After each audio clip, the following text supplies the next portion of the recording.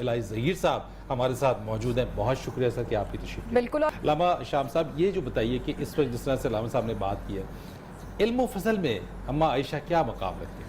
بسم اللہ الرحمن الرحیم. میں آپ کے جواب کی طرف آتا ہوں. پہلی جو شاہ صاحب نے بات کی ہے اس میں کچھ اضافہ یہ کرنا چاہتا ہوں کہ سیدہ عائشہ نجیب الطرفین ہے. جو انہوں نے بات کی ہے نا کہ باپ بھی صحابی اور دادا بھی، یہ بات یاد رکھنی چاہیے تمام سامعین کو بھی. حضرت ابو بکر وہ واحد صحابی ہیں جن کی 4 نسلیں صحابی ہیں، یعنی والد بھی صحابی، بیٹا بھی صحابی اور پوتا بھی صحابی اور خود بھی صحابی.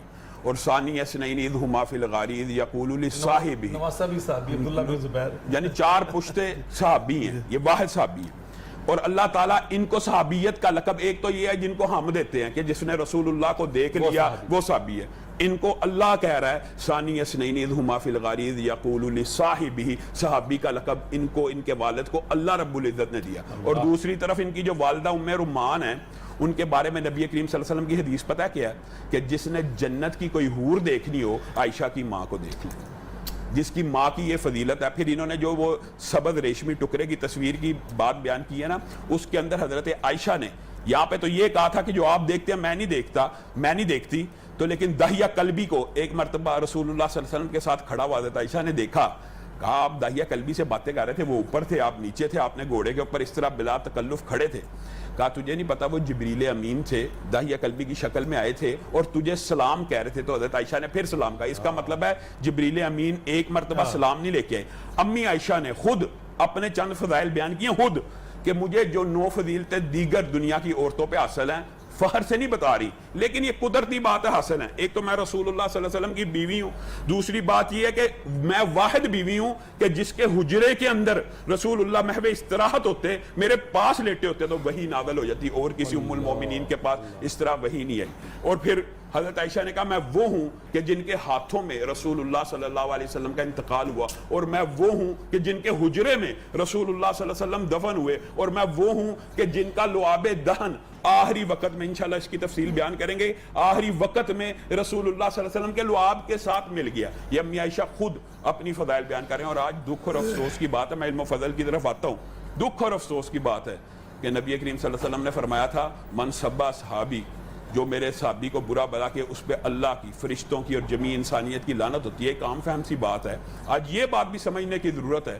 میں آپ کو یا آپ مجھے کافر کہیں یا بے ایمان کہیں تو ہم میں سے ایک بندے کا کافر ہونا یقینی ہے.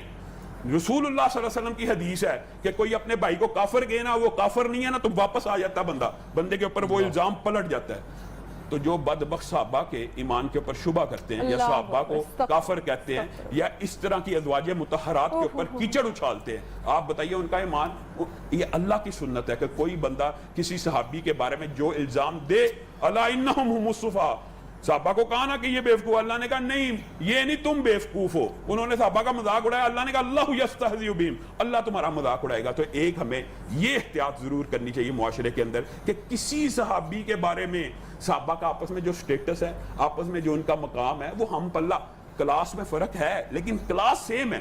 حضرت ابو بکر کا درجہ اعلیٰ باقی صحابہ سے، لیکن ایک کلاس تو سیم ہے نا کہ سب نے رسول اللہ صلی اللہ علیہ وسلم کا اس میں درجے اوپر درجات. اگر وہ آپس میں ایک دوسرے کا کوئی بات کر دیتے ہیں، وہ بشری تقاضے کی ہے، اس کو بعد میں کوٹ کرنا یہ امتی غلط رنگ دینا یہ بڑا نجائز بات ہے. امتی کو کبھی یہ نہیں کہنا چاہیے کہ وہ. جہاں تک آپ نے علم و فضل کی بات کی ہے نا، تو امی عائشہ کے بارے میں اجماع امت بھی ہے، امام ظہری کا قول بھی ہے، دیگر ائمہ کا قول ہے کہ امی عائشہ سے بڑا فقیہ اور عالم امت میں عورتوں میں کوئی نہیں ہے. اور امام ظہری نے تو یہاں تک کہا جمیع اصحاب اور جمیع امہات المومنین کا علم جمع کر دیا جائے، امی عائشہ کے علم سے تھوڑا ہے. آپ مجھے بتائیں امریکہ کے اندر یا یورپ کے اندر جس وقت عورت کو شخص قرار دینے کی، ابھی عورت کو شخص قرار دیا گیا 19ویں صدی میں، آپ کو پتا عورت کو ووٹ کا حق کب ملا، عورت کو وراثت کا حق کب ملا. جس وقت یہ بحث ہو رہی تھی کہ عورت تعلیم لے سکتی ہے کہ نہیں لے سکتی، آج سے 14 صدیاں پہلے امی عائشہ وہاں پہ صحابہ کو تعلیم دے رہی ہیں. اسلام کے اندر تو عورت پہلی معلمہ امی عائشہ ہیں. امی عائشہ سے جتنے مسئلے ثابت ہیں قرآن و سنت کے، شاید کسی امی عائشہ سے صرف روایت کردہ جو احادیث ہیں ان کی تعداد 2210 ہے. 2210.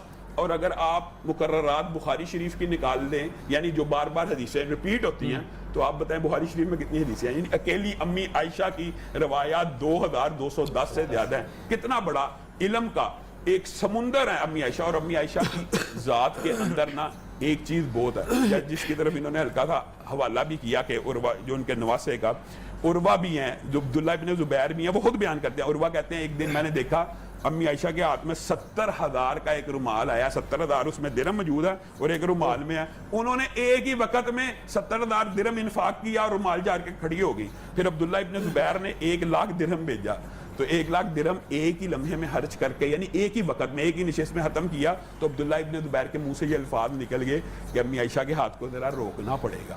تو امی عائشہ ان سے ناراض ہو گئی اور ان سے کہا میں قسم کھا لی میں آج کے بعد اس سے کلام نہیں کروں گی. پھر رسول اللہ صلی اللہ علیہ وسلم کے ننیالی رشتہ دار آئے, انہوں نے سفارش کی, تو امی عائشہ نے پھر قسم کا کفارہ ادا کر کے ان سے دوبارہ بات کرنا شروع کی.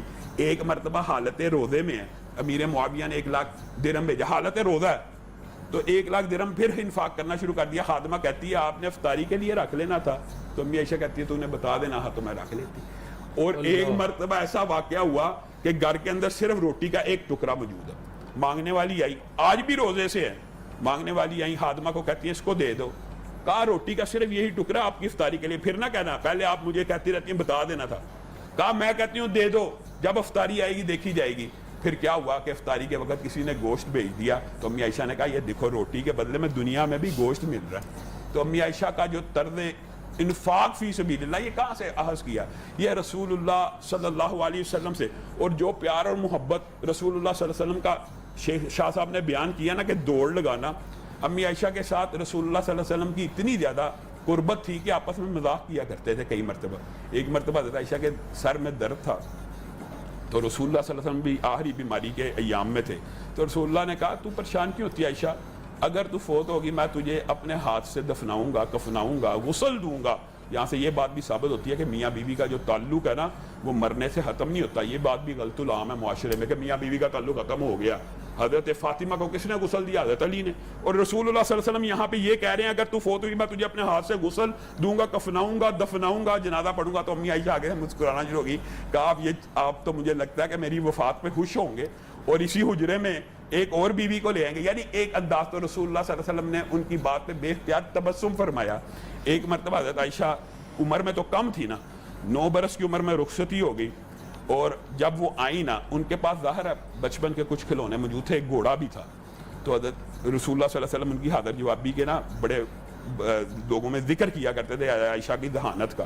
اور یہ جو شاہ صاحب نے بات کی ہے نا, یہ یقین ماننے ہمارے معاشرے میں تو تکلف ایسا ہے, ہم لوگوں کے سامنے اپنی بیوی کی تعریف کر دینا, لوگ عجیب و غریب القاب دینا شروع کرتے ہیں, یار یہ بیوی کے نیچے لگا ہوا, یا ایک خاص ایک ٹرم. تو رسول اللہ تو سب لوگوں کے سامنے شاہ صاحب نے حدیث بیان کی ہے, کس سے محبت ہے, عائشہ سے. سارے صحابہ کے سامنے کہہ رہے ہیں, اور اس مردوں میں سے عائشہ کے باپ سے, یہ نہیں کہا ابو بکر سے, یہ نہیں کہا صاحب غار سے, کیا کہا عائشہ کے باپ سے. تو حضرت عائشہ ایک مرتبہ گھوڑے سے کھیل رہی ہیں, ان گھوڑے کے پر تھے. تو رسول اللہ صلی اللہ علیہ وسلم نے کہا عائشہ یہ گھوڑا, کہا جی یہ اللہ کے رسول یہ گھوڑا, کہا گھوڑوں کے تو پر نہیں ہوتے. تو آگے سے فٹ کہتی ہیں حضرت سلمان کے گھوڑوں کے پر آئے تھے کہ نہیں. تو رسول اللہ صلی اللہ علیہ وسلم مسکرانا شروع ہو گئے کہ یہ کیسی حاضر جوابی ہے, اور کہاں سے کہاں ملائی بات. بالکل. اور یہ حضرت صفیہ کا جو شاہ صاحب نے واقعہ بیان کیا نا, امی عائشہ کو رسول اللہ صلی اللہ علیہ وسلم نے یہ کہا کہ آپ یہ پیالہ بھیجیں, پیالہ آپ نے توڑا, پیالے کے بدلے پیالہ دینا پڑے گا. حضرت عائشہ کے گھر سے وہ تھالی لے گیا. اچھا, اتنی خوبصورت گفتگو, اور جس طرح سے شاہ صاحب نے اور شام صاحب نے بڑی خوبصورتی سے جو واقعات سنا رہے ہیں, دل کر رہا ہے کہ اور واقعات ہم لوگ سنتے جائیں. یقیناً حضرت عائشہ کو اللہ تعالیٰ نے بہت مقام عطا کیا. واقعی میں یہ جو باتیں ہیں, تو جس طرح سے واقعات ہم سناتے چلے جائیں تو یہ چلتا چلا جائے اور نشست کم پڑ جائے. ہماری آج کی خواتین کے لیے علامہ صاحب کی ان کے لیے کیا ہے, ان کی سیرت, ان کی اسوا, ان کی زندگی کس طریقے سے ایک رول ماڈل ہے ہماری آج کی خواتین کے لیے. میں اس سوال کی طرف بھی آتا ہوں, لیکن شاہ صاحب نے کچھ واقعات ایسے بیان کیے, میرے دماغ میں بڑی تیزی سے واقعات آ رہے تھے. نبی کریم صلی اللہ علیہ وسلم کی وفات سے قبل امی عائشہ نے خواب دیکھا کہ میرے حجرے میں 3 چاند اترے ہیں, میرے حجرے میں 3 چاند اترے ہیں. تو جب رسول اللہ صلی اللہ علیہ وسلم کی قبر ان کے حجرے میں بنی نا, تو ابو بکر نے کہہ دیا تھا تیرے خواب کی تعبیر پوری ہو گئی ہے, پہلا چاند تیرے حجرے میں غروب ہو گیا ہے, باقی 2 کا انتظار کر. اور وہ باقی 2 وہ خود نکلے, ایک حضرت ابو بکر تھے, اور پھر امی عائشہ نے جو تیسری جگہ تھی نا, یہ بھی دیکھیں اثار, قربانی, امت کے لیے کتنی بڑی قربانی تھی. امی عائشہ کہتی ہیں اللہ کی قسم تیسری جگہ میں نے اپنے لیے رکھی ہوئی تھی. تو عمر کا قاصد آیا اور حضرت عمر نے پتا کیا وصیت کی تھی کہ امی عائشہ کے حجرے کے بعد میری میت رکھ دینا لیکن ان کے اوپر دباؤ نہ ڈالنا, ان کو مجبور نہ کرنا کہ مجھے یہاں دفن کرنا, صرف اجازت مانگنا, اگر اجازت دیں تو دفن کر دینا ورنہ باہر بقیع میں دفن کر دینا.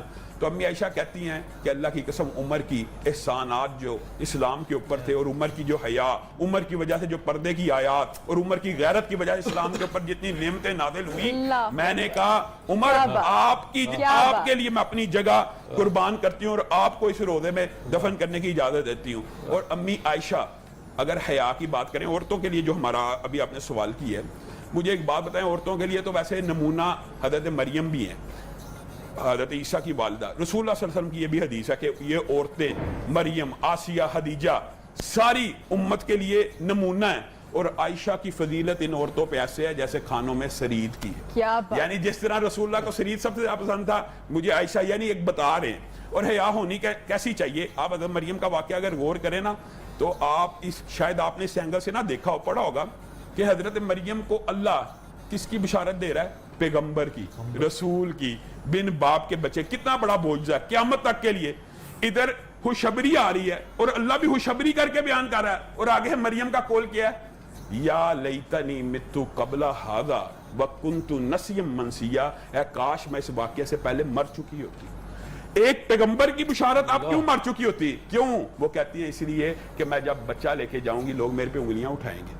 ایک پیغمبر کی بشارت کے باوجود حیا شرم ایسی ہے, یا لیتنی متو قبل ھذا وکنت نسیا منسیا, میں بولی بصری ایک داستان ہوتی. اور پھر جو ان کا اندیشہ تھا وہ درست ثابت ہوا, یا اخت ہارون ما کان ابوک امرأ سوء وما کانت امک بغیہ. لوگوں نے یہی بات کی, تیرا باپ بھی برا نہیں تھا, تیری ماں بھی بری نہیں تھی, یہ کیا اٹھا لائی ہے. پھر بچے نے جواب دیا. اور امی عائشہ کا یہی طرز عمل سیرت نگاروں نے لکھا ہے.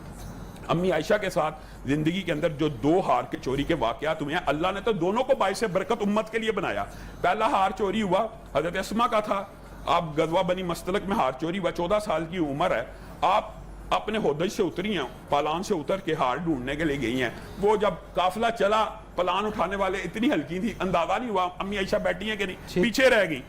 اب پیچھے ایک امی عائشہ کہتی ہے میں رہ گئی, مجھے ہار تو مل گیا, پھر میں ادھر ہی رک گئی تاکہ جو پیچھے ہر کارے ہوتے ہیں ڈھونڈنے کے لیے آتے ہیں وہ مجھے بھی پالیں گے, لے جائیں گے. اور حضرت صفوان پیچھے آ رہے تھے, انہوں نے امی عائشہ کو لے کے دوبارہ قافلے سے ملا دیا. صرف اتنا واقعہ ہوا تو منافقین میں سے عبداللہ ابن ابی تھا اور دیگر منافقین نے ایک ہرزہ سرائی کرنا شروع کر دی. یہ بات بھی اب ہمیں پوری امت کے لیے ایک نمونہ کہ کسی نیک پاک باز عورت کے اوپر جب کوئی تہمت اور بہتان لگا دے, اللہ رب العزت کی سنت کیا اور اللہ ہم سے چاہتا کیا ہے. امی عائشہ کا یہ سارا واقعہ علم نہیں ہو رہا کہ لوگ کیا باتیں کر رہے ہیں. امی عائشہ یہ ضرور کہتی ہیں رسول اللہ صلی اللہ علیہ وسلم کے انداز اتوار میں میں کچھ تبدیلی محسوس کر رہی تھی لیکن مجھے سمجھ نہیں تھی آ رہی وہ محبت اور التفات کیوں نہیں ہے. تو میں نے کہا میں اپنے والد کے گھر جاتی ہوں کچھ دیر, رسول اللہ پتہ نہیں کیوں میری طرف متوجہ نہیں ہو رہے. پھر ہوا کیا, یہ خود واقعہ جو مستہ حضرت مستہ نا حضرت حسان بھی ثابت, کچھ صحابہ بھی ان منافقوں کی باتوں سے نا متاثر ہو گئے.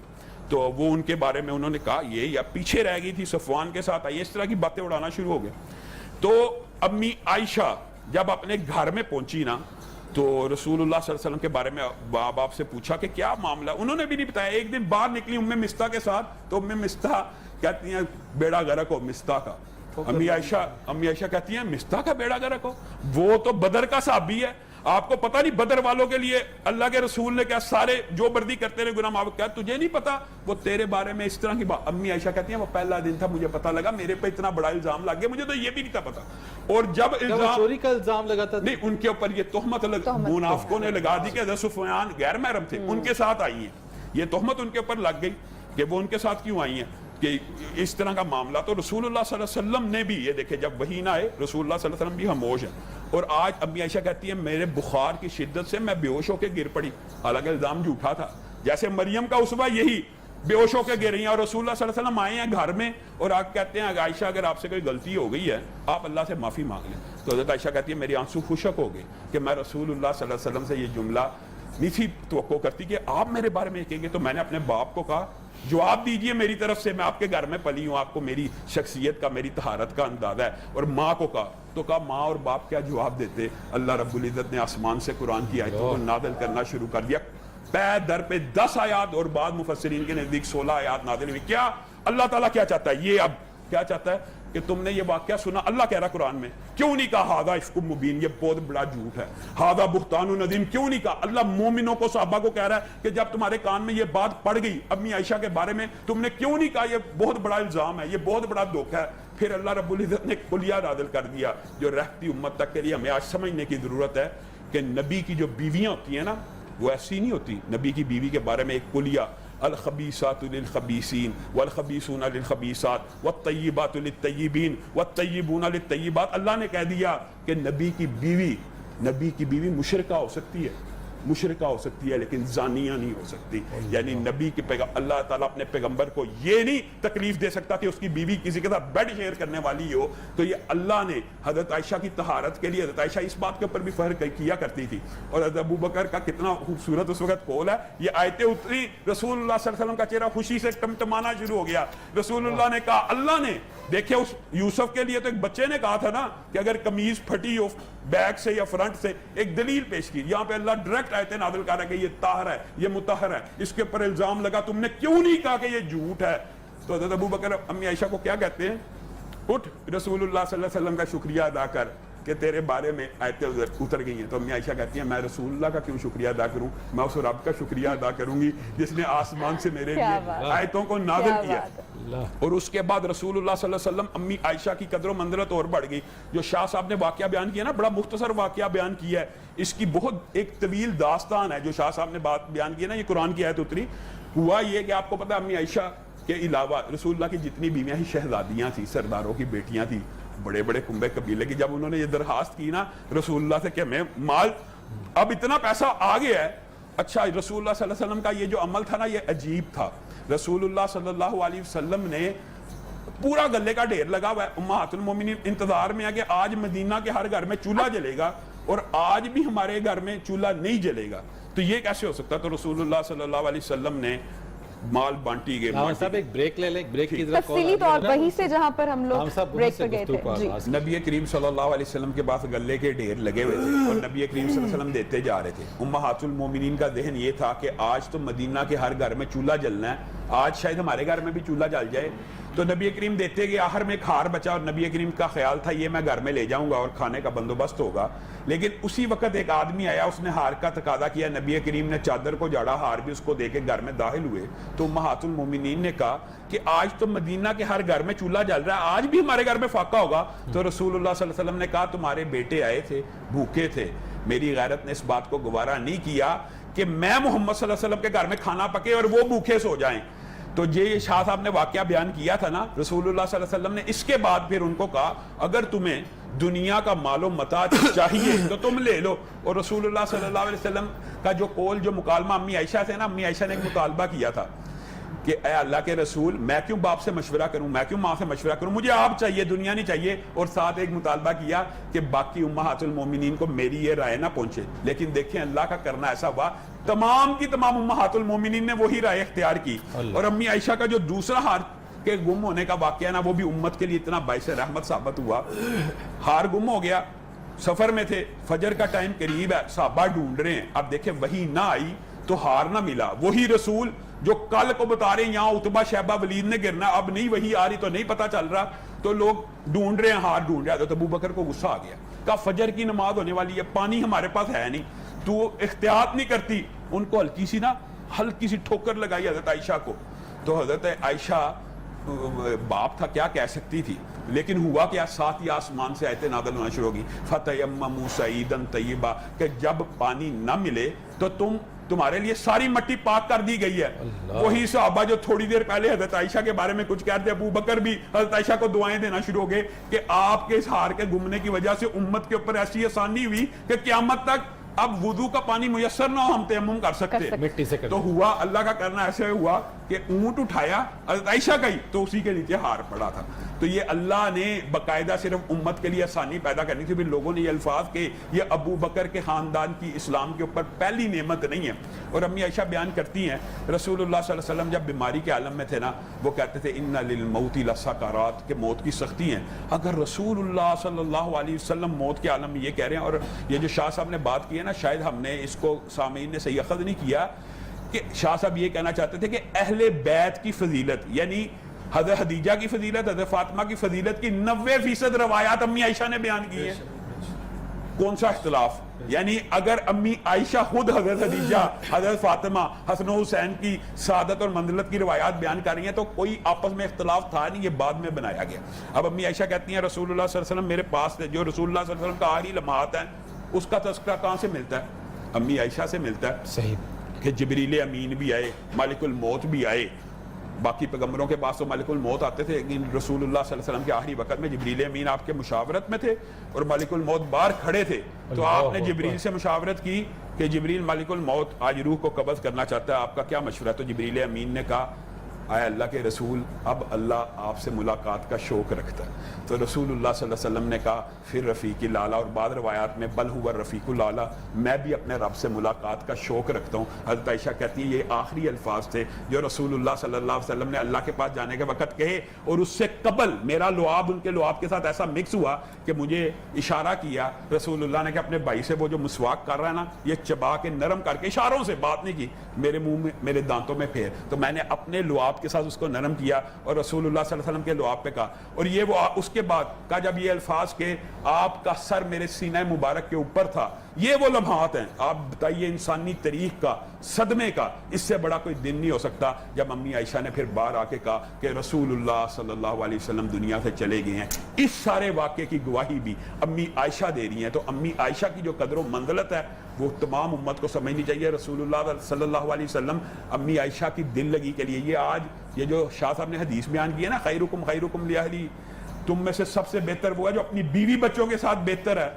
ہم امی عائشہ کہتی ہیں کہ اتنی مصروفیت کے باوجود فجر کے بعد بھی عصر کے بعد بھی گھر میں پتہ کرنے آتے تھے اور رسول اللہ صلی اللہ علیہ وسلم مجھے کہانی سنایا کرتے تھے. رسول اللہ صلی اللہ علیہ وسلم نے ایک جن کا واقعہ امی عائشہ کو سنایا، امی عائشہ نے بدلے میں ابو ذرا کا مشہور حدیث ہے وہ واقعہ سنایا. تو محبت مودت اور الفت کا یہ جو ایک نمونہ ہے. امی عائشہ 17 رمضان کو اس دنیا سے چلی گئی. اللہ رب العزت پوری امت کی ماؤں بہنوں بیٹیوں کو ان کی سیرت پہ چلنے کی توفیق عنایت فرمائے. بہت خوبصورت طریقے سے بیان کر رہے تھے واقعات اور دل کریں گے روکنے کا دل نہیں کرا تھا بالکل. خاص طور پر نبی کریم صلی اللہ علیہ وسلم کا جو وصال ہے، چونکہ اما عائشہ کی گود میں ان کا سر رہا اور آخری جتنے بھی وہ لمحات رہے ان کی شاہد امی عائشہ ہیں. وہ سب شہادت ہی وہی دے رہی ہے ساری چیزوں میں. آپ میں چاہوں گا اسی چیز کو ذرا سا تھوڑا آپ بھی آگے بڑھائیے. نبی کریم صلی اللہ علیہ وسلم کا جو وصال ہوا اور ان کی گود میں اس چیز کو تھوڑا بیان کیجیے. برادر محترم علامہ شامہ علیہ زئی صاحب جہاں سے بات چھوڑے تو میں بھی شروع کرتا ہوں. خوبصورت بات ہے، بلکہ اس چیز کے اوپر میں تو آج جو موضوع ہے اتنی دلچسپ نبیہ بات چل رہی ہے نا کہ میں تو بس سننے کو یقیناً ہمارے جو ناظرین ہیں وہ بھی اس سے مستفید ہو رہے ہوں گے ان تمام باتوں سے. ہماری کوشش یہی ہوتی ہے کہ ان موضوعات کو لے کر اپنے بہت یہ جو پیاری اور خوبصورت اور بہت ہی علم رکھنے والے جو اسکالرز ہیں ان سے ان باتوں کے اوپر ڈسکس کریں. علامہ صاحب زئی صاحب یہ آخری اگر کنکلوڈنگ ریمارکس دے دیں تو پھر ہم نعت کی طرف جائیں گے اور آپ کا شکریہ ادا کریں. امی عائشہ کے علم کے حوالے سے ان الصفا والمروہ من شعائر اللہ فمن حج البیت او اعتمر فلا جناح، یہ جو قرآن پاک کی آیت ہے نا یہ امی عائشہ سے صحابہ نے آ کے سیکھی کہ اس آیت سے تو ایسے پتہ لگتا ہے کہ صفا مروہ کی صحیح کرنے میں گناہ نہیں ہے اور اگر چھوڑ بھی دی جائے تو حرج نہیں ہے. تو امی عائشہ نے کہا تم نے صحیح آیت کو سمجھا نہیں ہے. اصل یہ دیکھیں علم کی بات ایک عورت سمجھا رہی ہے پوری امت کو.